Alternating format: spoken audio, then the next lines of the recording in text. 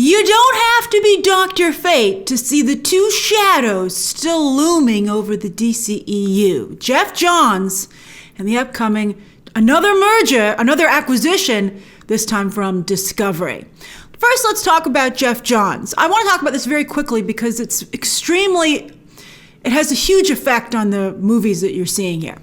So, both Kevin Feige and Geoff Johns might have worked for Richard Donner at the same time, in fact. They're pals. I wonder if they're still pals. But anyway, that's why Warner Brothers, that's how Geoff Johns was able to sell Warner Brothers on the idea that he could be their Kevin Feige.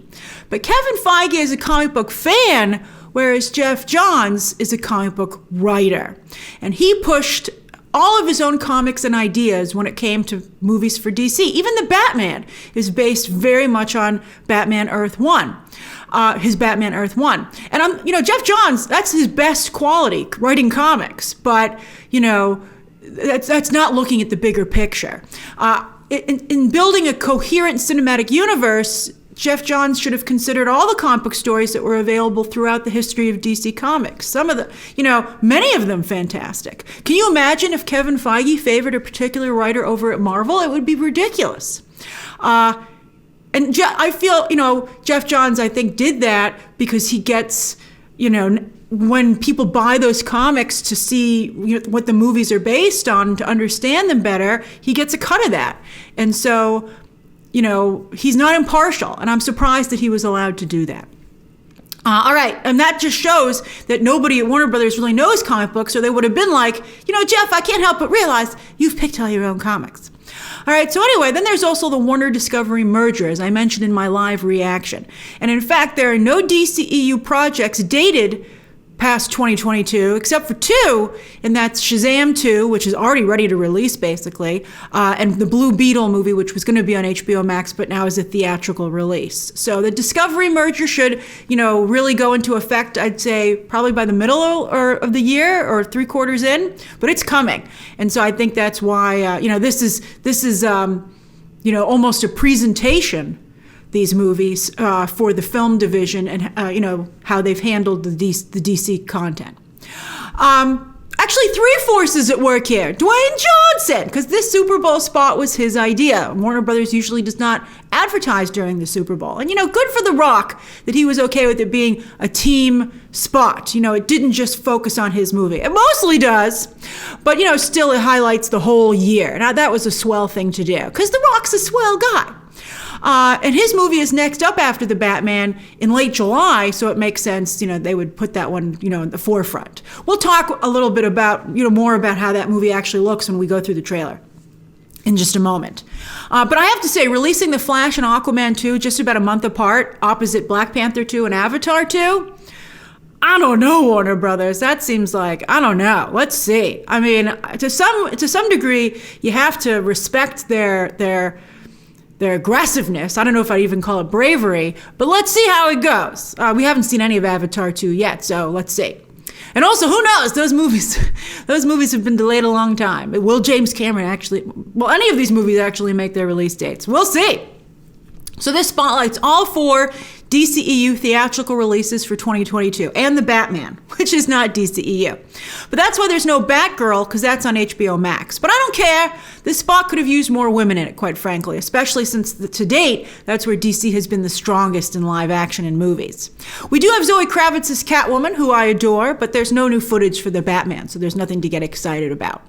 My favorite shot is actually this gorgeous shot of the Flash's suit. It's so beautiful. We'll talk about it when we get to it in the trailer. However, as I also said in my live reaction, I continue to feel that the CW shows and now HBO Max shows, like Nightwing's coming in Batgirl, but he's already on Titans. There's just a lead weight for the DCEU at large, because instead of us having the thrill of seeing these characters for the first time, we've already seen them in live action. Instead, we're, getting a different version. And it's just, again, it dilutes the fandom. It dilutes the conversation. It drives me crazy. All right. This is a short spot, 1 minute. Let's dive in, and I'll share my thoughts as we go through it, and you share yours down below. All right, here we go. All right, so of course we start with the Batman footage. Do you have your tickets? Most of you are waiting till closer to the release date based on a poll that I put out this morning. So here we go. All right, so we have our first shot of Black Adam. He's obviously going to take down those two, what are those, Apache helicopters, right? He's like, bam, bam, with his, chest lightning bolt, which we actually see later in the trailer. It's a cool shot. It's kind of cool. It's, a little bit more Black Adam-y.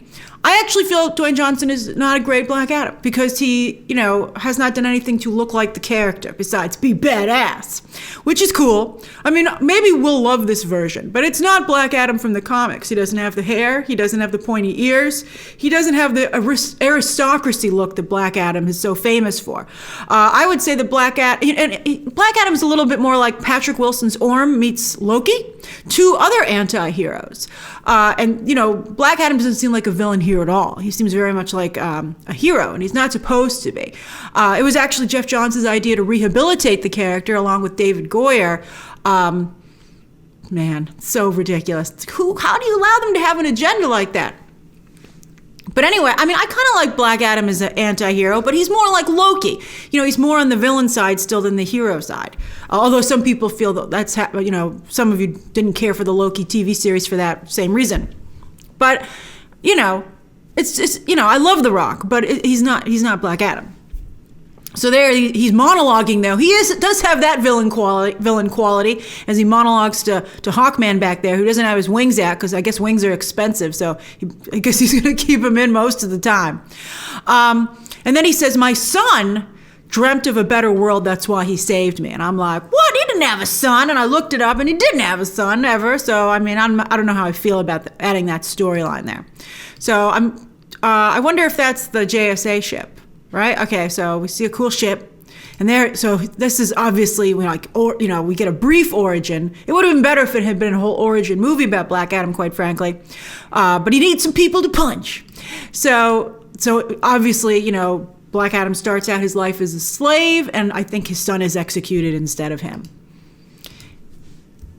Was that so there's one lightning shot. He's trying to break through. We see the other side of that, I think, in a moment. And there he is. I don't know why his cape is all tattered. I don't know how I feel about that. All right, so there he is. I guess maybe that smoke because he took out those helicopters. All right, there is a shot of the Flash's glistening abs. Right, he looks like he's made of jello.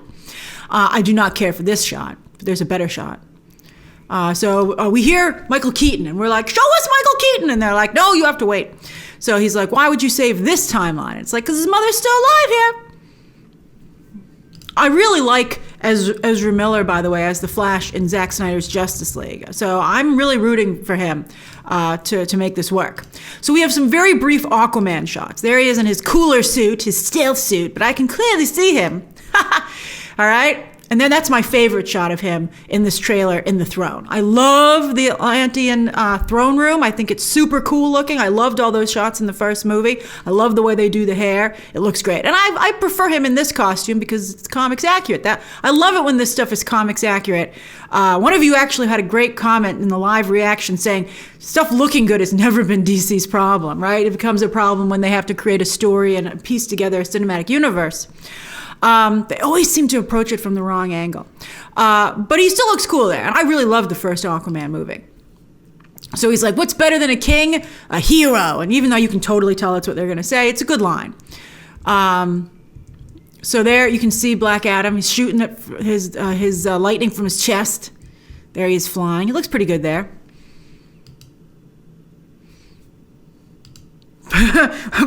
That's cut like Robert Pattinson was standing under him, and he's like, "You couldn't have waited till I moved, huh?" All right, so I do like the logo lighting them up. That's cool. So this is our Cyclone. This is played by Quintessa Swindell. We see a shot of her a little bit later in her actual costume. I guess this is JSA headquarters, right? So we see some members of the team. Noah Centineo, who does not look very much like a superhero here. But that's Noah Centineo. He plays Adam Smasher. We see him in costume also in a little bit. But I don't know how many more team movies I can take. You don't start with the team. It never works. All right. Now that's the suit. Oh, it's so gorgeous. Oh, I love it. I love the light up effect. I love the lenses coming down for him to go. I love the gloss, like a speed skater helmet, speed skater's helmet on his helmet. I like the different types of material that it makes up. I just think it's a really good costume. And Ezra Miller, with the gift of beautiful cheekbones, looks really great in it. So I think it looks really good. I think, this could work. I love it. I know some of you don't like the suit, but I think it looks beautiful. It looks like his head's a giant cherry. I just love it. Looks like he's built for speed. And that's exactly what he should look like. All right. So we see the world needs heroes. And she's like, if we don't stand up, no one will. And I kind of like that for Batman and Catwoman because Gotham is so corrupt. Now there's there's Hawkman, Aquaman, it's raining men. So I like how he looks, but I think where he's standing is god awful. It looks like Suicide Squad. I do not like the color palette for this movie, as some of you pointed out. And it really, if Hawkman shouldn't blend with the background, right? He should be standing out. You should be like, oh, it's so glistening in gold, you can't miss him. Instead, you're like, where is he? Oh yeah, there he is. I kind of see him in all that. Why is he standing in trash? All right, so anyway, he's not a pigeon. So I don't know how I like the pants either. He looks like he's just wearing tights. But and here's the other problem. And also his helmet looks too big. I know we're being picky, but this is what we do. This is what comic book fans do. I will also say that I don't really have a relationship with Hawkman because, like many of you, I know the animated series, and so I'm Team Hawk Girl. And so every time I see Hawkman, I'm always just like, where's Hawk Girl? That's who I really want to see. All right. Shira Hall. What a storyline. All right, so there, his lightning is rubbing off there. He looks like an old sneaker. All right, so he's really upset. He also blends into the background. Now there's Dr. Fate, looking very Dr. Fatey. Although again, not perfect. He seems to have no eyes. He's supposed to have white glowing eyes. Thank you very much. Otherwise, he looks perfect. And I do find it a little weird that his hand looks fake. I'm like, oh, is that CGI, Dr. Fate? Or, why would the gloves make his hand look fake? I'm not sure. But, so that's Dr. Fate. I'm like, is Pierce Brosnan somewhere in there? They're like, yeah, he's under all this rubber. But that looks like the Blackbird to me, the X-Men's plane, right? So, is this like an X-Men team, right? He's like their Professor Xavier? That's not the way it's supposed to go. But I can see someone who doesn't read comics thinking that's how it should go. So there's Cyclone. Looking pretty cool in that outfit. She looks like she actually has a dress on, quite frankly, but it's a very nice dress. That's a great color green. Very different look. I wonder if she has the stockings on. That was a cool element for the character. But it's like a peacock a little bit. Very nice. There's Adam Smasher, who everyone's just going to say it's Giant Man. It sucks to be the second one to the party. And so there, I can't believe, does he have an ascot underneath there all the time? So there's Dr. Fate, and he's holding his helmet, and he's like, there's a great big world out there for you. And so I'm like, okay, so basically this movie is the JSA goes to fight Black Adam, but then they decide to recruit him. Okay, I see. And I'm like, oh, I wonder if he'll say yes. Of course he will. He's the Rock. He's the hero. He's a good guy. So doesn't have helmet hair. Everything turned out great. So there he is. He's like, let me think about it for just a second. And then there's the lineup of the movies. You're like, that's ambitious. And then they don't use that quote too often with Ezra Miller saying, are you in? It's very good, but you just can't keep using it all the time or you're going to rob it of all its meaning when we actually see it in the film. And then they're like, only in theaters, which is quite interesting because, of course, Warner Brothers just got out of a whole year of telling you you could watch these things simultaneously on HBO Max. It's going to be 45 days. You'll have to wait 45 days and then it'll go to HBO Max or to digital. But, Warner Brothers is doing a 45-day window in 2022. And it's not that long to wait. So I'm curious, which of these movies are you going to see in theaters and which are you going to wait for? If you're a super fan like myself, of course you're going to see it in theaters. But the question then becomes how many times? Because that's how these movies make a lot of money if you see it multiple times. I think I'll just do a basic rating. I think the Batman looks the best because we know the most about it. Then I think the Flash, I really like that suit. It looks very good in that shot. Then I guess Black Adam because we see more of it, although again it seems like Black Adam in name only to me. And then Aquaman. which we only saw like 2 shots of. So it's hard to get excited about that. I'm really going to be surprised if all these movies come out in 2022. And can they take on Black Panther 2 and Avatar 2 if those movies hit their release dates? Also, Black Panther 2 suffering extensive delays because of shooting problems with Letitia Wright and other things. So we'll see. We'll see. A lot of fights, a lot of superhero fights at the box office this year too. All right, thank you for going over this with me. Share those thoughts down below. Subscribe today so you don't miss any of my coverage of all these movies. And of course, as always, you can check out some more videos right now.